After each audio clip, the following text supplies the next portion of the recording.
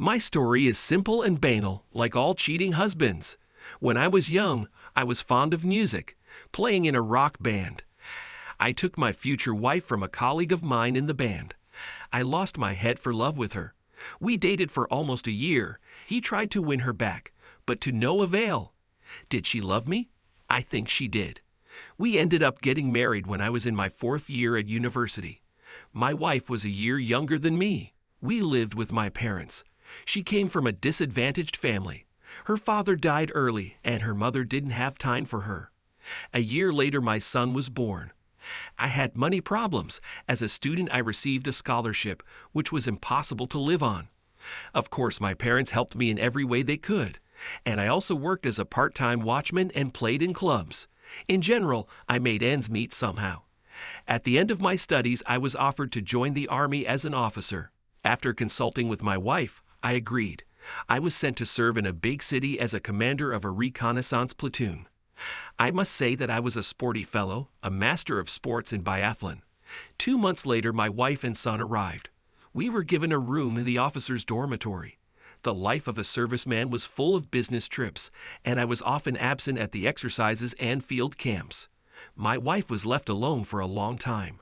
She was in charge of our everyday life and the child.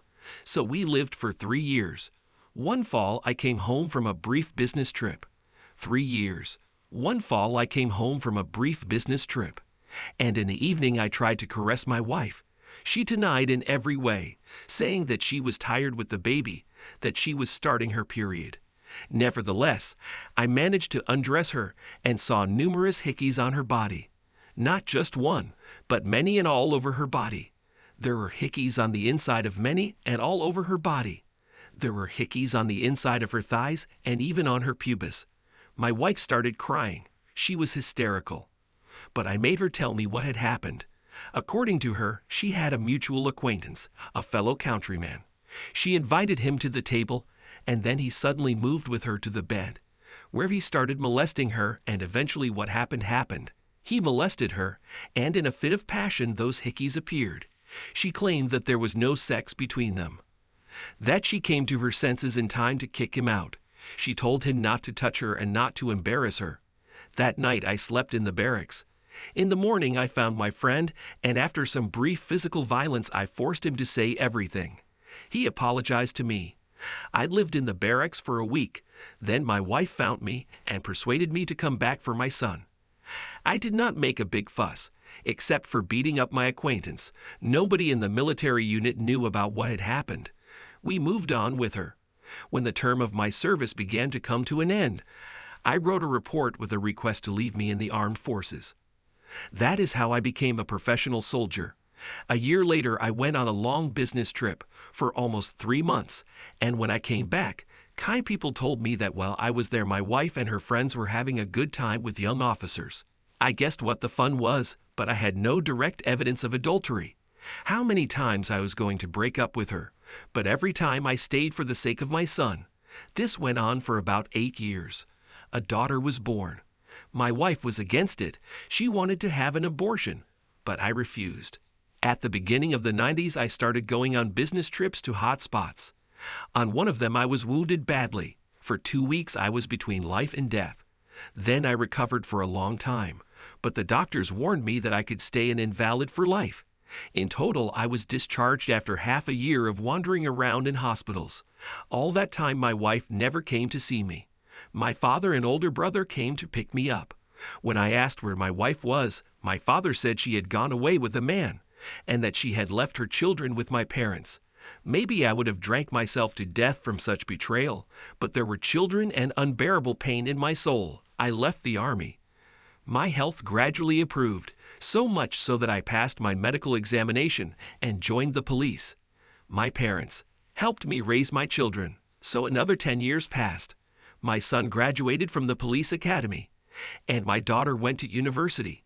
By that time, we were already living in our own 3-room apartment. Did I have other women? Yes, I did, because I was a human being, and I wanted a woman's caress and comfort at home. But nothing serious happened in my personal life. And then one January evening, the doorbell rang and my wife showed up on the doorstep. It was my wife, since we were not officially divorced. To be honest, I hardly recognized her. Before me stood a poorly dressed, thin, haggard woman with black circles under her eyes. And then, as usual, tears, words of forgiveness. I was a fool. I love only you and children, and so on. From her story, I realized that her roommate not only lived with her, but generously shared her body with his many relatives. In short, he made a sex slave out of her. They did not live long in the city, and he took her back to his homeland. During that time, she had 2 pregnancies, but she aborted them because her roommate did not want children. So she became psychologically dependent on him. They came to our city with her and his 2 brothers. While they were traveling on business, she ran away from them, got to my parents, and my kind-hearted mother gave her my address. We were alone in the apartment. The kids weren't home. About an hour later, the doorbell rang again, and when I opened it, I saw 3 men. One of them pushed me away, and they broke into the apartment. I realized it was my wife's roommate and his relatives.